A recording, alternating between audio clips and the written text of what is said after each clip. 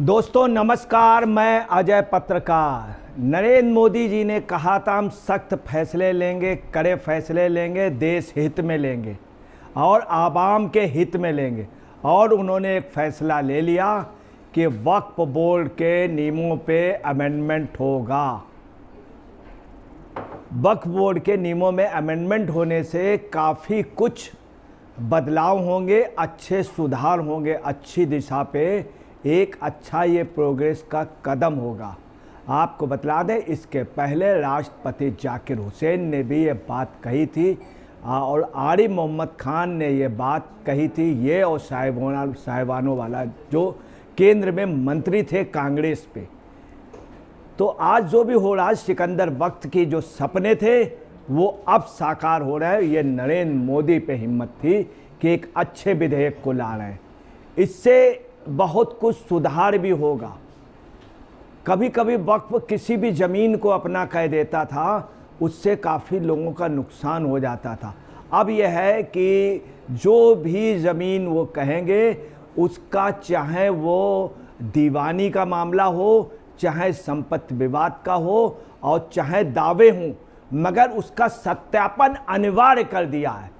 इसका हर जगह स्वागत हो रहा और ये विधेयक इसी हफ्ते नहीं तो अगले हफ्ते तक निश्चित आ जाएगा। 40 संशोधन है। श्री सिन्हा ने भी ट्वीट किया, मोदी सरकार संसद में वक्फ बोर्ड संशोधन विधेयक पेश करेगी। अगर ऐसा हुआ तो बहुत बड़ी बात होगी। तमाम चैनल भी लगातार न्यूज़ दे रहे हैं, इस हफ्ते ही संसद में हो सकता है पेश, संसद में पेश हो सकता है वक्फ बोर्ड संशोधन बिल। ब्रेकिंग न्यूज़ सभी जगह चल रही। वक्फ बोर्ड के अधिकार में संशोधन का है बिल, इस हफ्ते में संसद में पेश हो सकता है बिल। अब देखिए, वक्फ बोर्ड में का संशोधन होने से कितनी चेंजिंग होगी और इंटरनेशनल पैमाने पे ये बिल जो है इसकी बहुत वैल्यू होगी। वक्फ बोर्ड के पास लगभग 8.7 लाख संपत्तियां हैं, लगभग 1.25 लाख संपत्तियां। आप अंदाज लगा लीजिए, 1.25 लाख संपत्तियां बहुत बड़ी प्रॉपर्टियां हैं, परंतु इनका मिसयूज हो रहा है, यूज ठीक से नहीं हो पा रहा है जो होना चाहिए। जो कुल मिलाकर लगभग 9.4 लाख एकड़ है, मतलब 9.5 लाख एकड़, 9.5 लाख एकड़, मतलब बहुत बड़ी जगह हो गई। 2013 में यूपीए सरकार ने मूल अधिनियम में संशोधन करके वक्फ बोर्डों की ओर अधिक अधिकार दिए थे। वक्फ अधिनियम 1995 को औकाफ वक्फ के रूप में दान की गई और अधिसूचित संपत्ति को विनियमित करने के लिए अधिनियमित किया गया था। वह व्यक्ति जो मुस्लिम कानून द्वारा धार्मिक या धर्मार्थ के रूप में मान्यता प्राप्त किसी भी उद्देश्य के लिए संपत्ति समर्पित करता है। तो अब जो 40 संशोधन हो रहे हैं वो अपने आप में बहुत बड़े होंगे और उन संशोधनों से बहुत कुछ आप समझ लीजिए, डेवलपमेंट के रास्ते, शिक्षा के रास्ते और चिकित्सा के रास्ते, डेवलप के पढ़ाई के रास्ते और तमाम चीज़ों के नए रास्ते निकलेंगे, जो से देश डेवलपमेंट की ओर जाएगा कि इंटरनेशनल लेवल पे हमारा पहचान होगा और तमाम देशों के कानून से हमारा कानून अच्छा होगा। उनको भी समाहित किया गया है, जैसे ओमान का, सऊदी अरबिया का। इसलिए ओमान और सऊदी अरबिया और कुछ कंट्रियाँ डेवलप हुई, चूँकि उन्होंने उसी के, आप समझ लीजिए, भारत में लिया ओमान, सऊदी अरबिया व अरब के अन्य इस्लामिक कंट्रियाँ, कुवैत, इसीलिए ये कंट्रियाँ डेवलप हुई। भारत के लिए अच्छा होगा एक इंटरनेशनल पहचान हुई। हमारे सूत्रों के अनुसार अपील प्रक्रिया में खामियां भी जांच के दायरे में हैं। उदाहरण के लिए, बोर्ड के किसी निर्णय के खिलाफ अपील न्यायाधिकरण के पास होती है, लेकिन ऐसी अपीलों के निपटान के लिए कोई समय सीमा नहीं होती है। न्यायाधिकरणों को निर्णय अंतिम होता है और उच्च न्यायालय में रिट क्षेत्राधिकार के अलावा अपील का कोई प्रावधान नहीं है। वर्तमान में देश भर में 33 वक्फ बोर्ड है। आपको बता रहे हैं, इन वक्फ बोर्डों का जब उस समय इनको पावर कांग्रेस सरकार ने दी थी, क्योंकि मोस्टली कांग्रेस के मंत्री, कांग्रेस के नेता, उनको ये स्पेशली दी गई थी ताकि इन संपत्तियों को वो पर्दे के पीछे से चलाएं, ये हकीकत थी। और उन लोगों ने क्या किया, इसमें बद्दर बांट किया, और ये जो जगह थी आम मुस्लिमों के हित में नहीं आई काम, क्योंकि कांग्रेस इसका ऑलरेडी जाकिर हुसैन ने भी चिंता की थी। राष्ट्रपति फ़खरुद्दीन अली अहमद ने यह बात इंदिरा गांधी से 1 जून या 2 जून 1975 को कही थी। इंदिरा गांधी ने उनका उल्टा जवाब दिया, 24 जून को बुलाया, बोले ले जाओ पहले ये विधेयक पास करो, उसकी बाद में बात करना। उसके बाद फ़खरुद्दीन अली अहमद एक्सपायर हो गए रहस्यमय परिस्थितियों में, ये भी कट सच है। ये देखिए, नई पार्लियामेंट में नया विधेयक, ये अमेंडमेंट होगा। प्रस्तावित संशोधनों का उद्देश्य केंद्रीय वक्फ परिषद राज्य बोर्डों में महिलाओं का प्रतिनिधित्व देना है। सूत्रों ने आगे बताया कि महाराष्ट्र, हरियाणा और झारखंड में आगामी चुनाव के मद्देनज़र ये संशोधन अत्यंत महत्वपूर्ण होंगे। सरकार ने पहले ही राज्य वक्फ बोर्डों को किसी भी संपत्ति पर दावा करने की व्यापक शक्तियां तथा अधिकांश राज्यों में ऐसी संपत्तियों को सर्वेक्षण में होने वाली देरी का उल्लेख किया था। ये एक ऐसी अच्छा सुधार भी हो रहा है।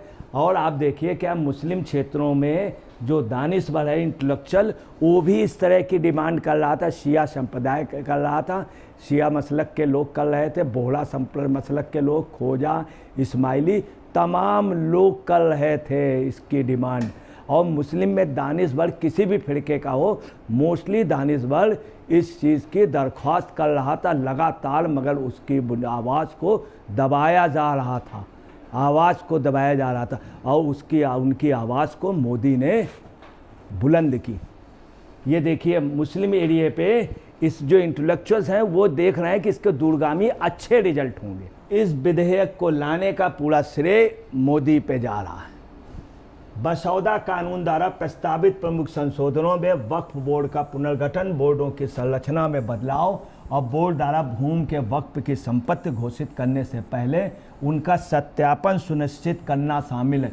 विधेयक में वक्फ अधिनियम की धारा 9 और धारा 14 में संशोधन करने का प्रस्ताव। आपको बता दें, अभी तक क्या हो रहा था, वक्फ बोर्ड में जो लोग काबिज थे वो अपने पर्सनल हित के लिए किसी भी ज़मीन को कह देते थे मेरी है, बाद में अपने लिए यूज़। अब ऐसा नहीं हो पाएगा, सत्यापन होगा, इंटरनेशनल लेवल पर सत्यापन होता है। ये नियम ओमान, सऊदी अरब, कुवैत, इन सब जगह स्पेशली रूप से किए गए। इससे भारत में बहुत बड़ा सुधार होगा। अभी आपको बताएं, तमिलनाडु के भी एक क्षेत्र को पूरा वो कह दिया कि ये वक्फ बोर्ड की जगह है।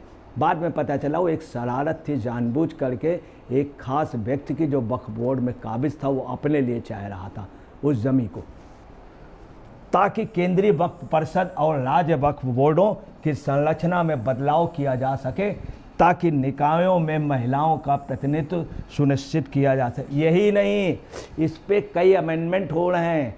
दूसरी आपको मजिस्ट्रेटियल पावर भी मिलेगी, एक इनको एक और दूसरा महिलाओं का प्रतिनिधित्व मिलेगा। महिलाओं का प्रतिनिधित्व नहीं था, मोस्टली जो वक्फ बोर्ड की जगह है वो अधिकतर महिलाओं के नाम है, क्योंकि वो पता चला जिन मरहूम के नाम थी वो एक्सपायर हो गए और महिलाओं के नाम है। तो बहुत बड़ी एक ज़मीन है जो दादी उनके नाम से, दादी गुल के नाम से, और उस पर भी क्या हुआ, लोग उनके ज़बरदस्ती वो बन जाते हैं। इससे बहुत बड़ा फर्क, यहाँ तक आप अंदाज़ा लगा ले, पाकिस्तान में रिहाइश करने वाले यहाँ के वक्फ बोर्ड में खुल करके सौदेबाजी करते हैं, उनको शत्रु संपत्ति पे नहीं माना जाता है। मसौदा कानून द्वारा प्रस्तावित प्रमुख संशोधनों में वक्फ बोर्ड का पुनर्गठन, बोर्डों की संरचना में बदलाव और बोर्डों द्वारा भूमि के वक्फ की संपत्ति घोषित करने से पहले उसका सत्यापन सुनिश्चित करना शामिल है। विधेयक वक्फ अधिनियम की धारा 9 में संशोधन कर रहा और राज्य वक्फ बोर्ड, केंद्रीय वक्फ परिषद व राज्य वक्फ बोर्ड की संरचना में बदलाव किया जा सके, ताकि निकायों की महिलाओं का प्रतिनिधित्व सुनिश्चित किया जा सके। कांग्रेस के केंद्रीय मंत्री आरिफ मोहम्मद खान ने मांग की थी। दूसरी बात है कि ये भारत सरकार के केंद्रीय मंत्री सिकंदर वक्त, जो 3 बार मंत्री रहे, कि उनकी डिमांड थी, उनके सपनों को साकार अगर किसी ने किया है तो मोदी जी ने। जाकिर हुसैन के सपनों को गुलाम। और आपको बताना है कि मौलाना कलाम आज़ाद ने भी ये बात कही थी कि नेहरू जी ये जो टॉफ़ी दे रहे हैं ये गलत है। ये बात उन्होंने अपनी पुस्तक में लिखी थी जो 30 साल बाद उसमें ये हटाई गई थी। उन्होंने इसका दुख भी प्रकट किया था। ये देखिए आरिफ मोहम्मद खान ने पार्लियामेंट में बोला था जब साहिबानों का हुआ था, इसी बात पे उन्होंने इस्तीफ़ा दे दिया था साहिबानों। और इस बात पे आज उनकी कितने सालों बाद ये बात उनके मुंह से निकली हुई, सच साबित हुई। और सच साबित करने का ये अगर किसी में दम खम था तो सिर्फ नरेंद्र मोदी में था। ये देखिए केंद्र के मंत्री थे और सबसे ज़्यादा खास राजीव गांधी के थे, कांग्रेस के बहुत बड़े लीडर थे, लगातार कभी चुनाव नहीं हारे, लगातार जीतते आए, मंत्री बने। और इनकी थी। और ये जाकिर हुसैन हिंदुस्तान के राष्ट्रपति थे, हिंदुस्तान के राष्ट्रपति। आज हम लोगों को मालूम नहीं, इन्होंने डिमांड की थी, इनका नाम मिटा दिया गया। इनके जैसा राष्ट्रपति एक याद किया जाएंगे। उन्होंने भी ये बात कही थी कि ये लॉलीपॉप मत दीजिए, इसमें अच्छे संशोधन कीजिए। पिछले साल मई में दिल्ली उच्च न्यायालय ने आदेश दिया था कि केंद्र सरकार उन 123 संपत्तियों का भौतिक निरीक्षण कर सकती है जिन पर दिल्ली वक्फ बोर्ड द्वारा कब्जे का दावा किया जा रहा है। इसके बाद पिछले साल अगस्त में केंद्रीय शहरी विकास मंत्रालय ने इन सभी संपत्तियों को नोटिस जारी किया था। इस विधेयक के पीछे तर्क देते हुए सूत्रों ने सितंबर 2022 को एक मामले का हवाला दिया जब तमिलनाडु वक्फ बोर्ड ने तमिलनाडु के पूरे थिरुचिंदुरई गांव पर स्वामित्व का दावा किया था, जिसमें बहुसंख्यक हिंदू आबादी है, उसमें दावा कर दिया था। जब स्टालिन वहाँ पर गए थे तो उन्होंने कहा था, वहाँ के आम आवाम ने कहा था नहीं वक्फ बोर्ड का दावा गलत है। ये मुख्यमंत्री से कहा था, सामने कहा था, और ये उनके डीएमके के कार्यकर्ताओं ने कहा था। दूसरी बात दिल्ली उच्च न्यायालय ने दिया था आदेश, तब यह ऐसा हुआ। कुल मिलाकर के देश के लिए बहुत अच्छी चीज़ हुई है। दोस्तों नमस्कार, मैं अजय पत्रकार।